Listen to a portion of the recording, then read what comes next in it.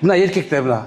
Эгерде аялыңдын настроениеси жок боло турган болсо, үйүңө киргиң келбейт, Үйүңдүн ичинде субханалла погода туура эмес боло турган болсочу.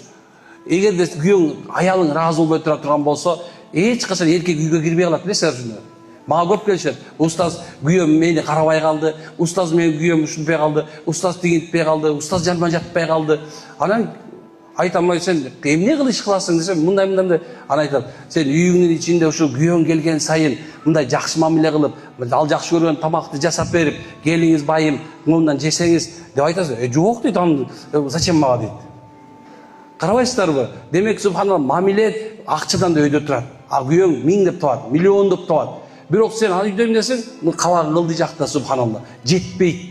Же болсо акчаң көп, ушунча акчаң көп, эмне кыларын билбей калдың. Жедиң, бардың, Анталия, Санталия барын кыдырып келдиң. Эчтеке калган жок.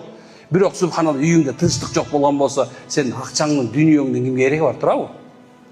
Демек приоритеттүү нерсе субханалла. Дагы бактылыктын биринчи бутагына келип жүрөт экен.